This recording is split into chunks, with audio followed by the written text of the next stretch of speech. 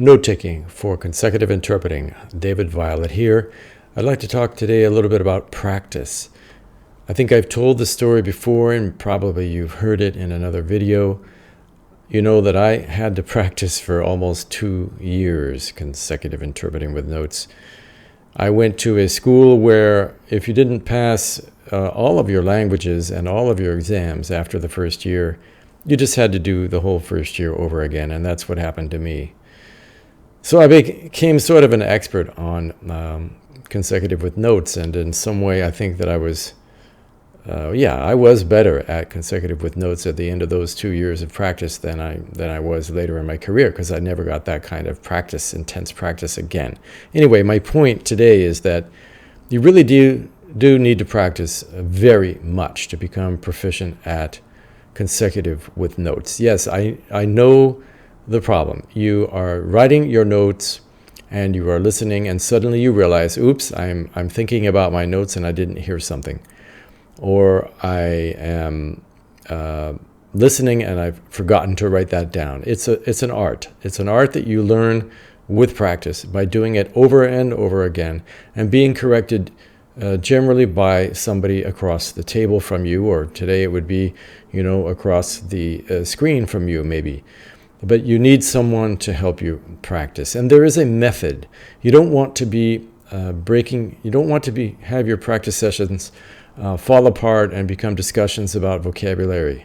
It's not a matter of just vocabulary. It's really mainly a matter of nailing down the method and doing it over and over and over again until you learn. It's just like when you drive a car, or when you're in a subway car or somewhere and you can do all these things at once. You can, turn on the radio, make a phone call, turn signals, brake, accelerate, and watch the cars ahead of you, etc. You're doing all these things after much practice. Well, it's the same thing. You're going to be able to practice like crazy, and you'll get better and better until you suddenly realize that actually you're pretty much getting everything down, and you're able to give the whole thing back. Every nuance, every fact, every name, every number, every logical argument, etc., and you produce it, quickly, smoothly, pleasantly, and accurately, faithfully. So let me go into this idea of practice a little more. The way I teach it is exactly what I learned with Danica Seleskovich. She taught that we should do it in 3 parts, and there's a reason to this.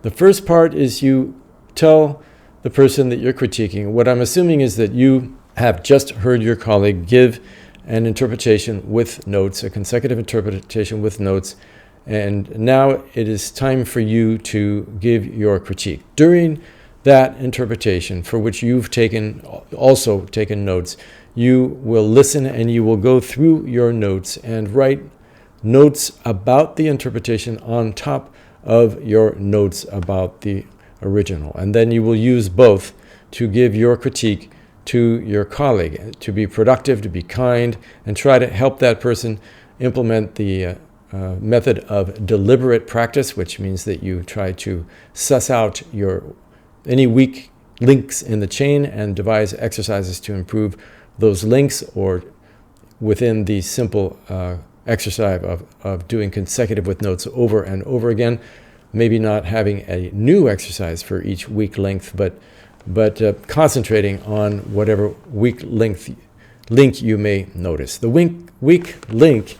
may be, I think I can say that, might be that the person's first language vocabulary is weak, or that the person is writing things down without listening, or vice versa, listening and forgetting to write things down, or writing the wrong things down. We have an entire method about how to do that. I give a course on that, and at the end of this video I'll show you how to sign up for at least one of my free courses on symbols.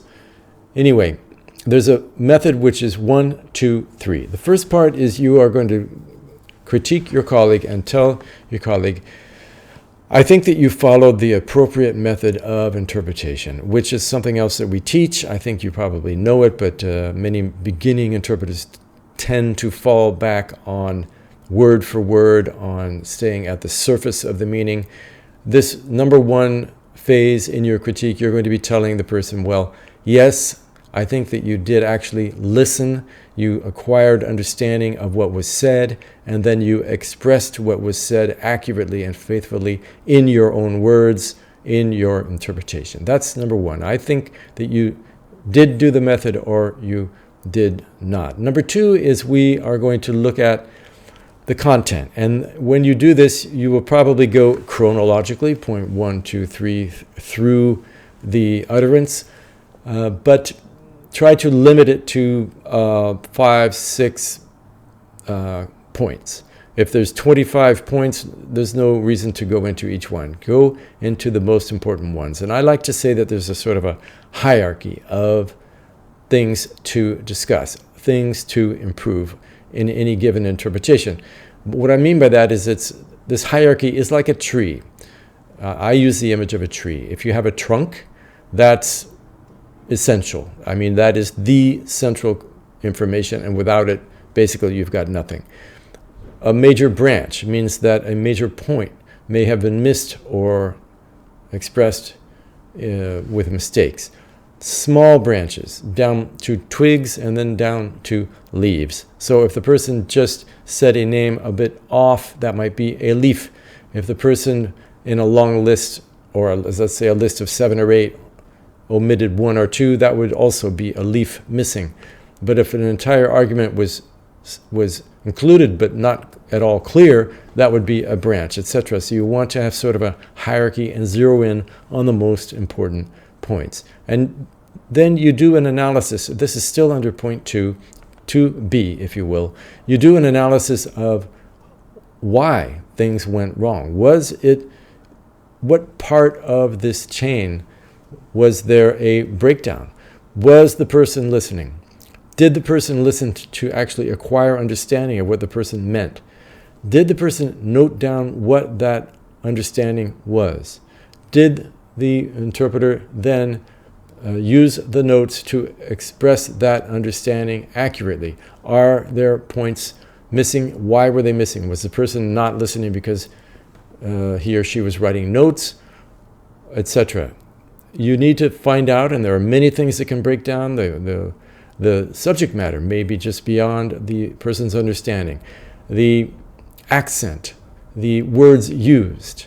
But basically, we are concentrating on the note taking. What worked well and what did not work in the note taking. When you notice something is wrong, take a look at the notes, both of you. Look at the notes and go, okay, what did you have in there? And then see what the person had written and see why that did not work. So you do an analysis together. That's under 2b. And then under 3, we're going 1, 2, A, 2b, 2a being the content, 2b being the diagnosis, what went wrong, why the content was a bit off. And then 3 is the delivery. Was the performance good? Was it confident? Was it smooth? Was it quick? You should normally do your consecutive in about 80 or 90% of the time that the original took. Does it instill confidence? Does it look like the person knows what they're talking about? Will the people listening to the target language feel like, okay, I think I got the message, or will they feel like the interpreter doesn't seem to be certain about this, so I'm not quite sure I'm getting the message? And then this is the point where you want to work on vocabulary.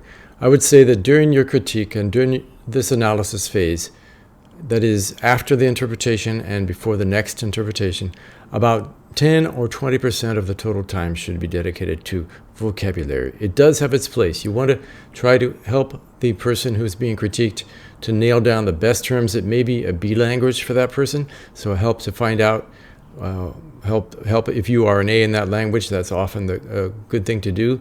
One person has an A in one language and the other person has an A in the other language. Anyway, you want to help them. By A, I mean a mother tongue. If you're, for example, I used to work with someone who had a French mother tongue, and I had an English mother tongue, and she would correct my French, and I would correct her English. So anyway, 10 to 20% at the end of this period of analysis and critique of the content, of the delivery, etc., about 10 or 20% of the time dedicated to vocabulary. So 1, 2, 3. This is what we teach. If you like this video, please give us a like down below. If you like these videos, there are many that I'm putting out, please subscribe to my channel.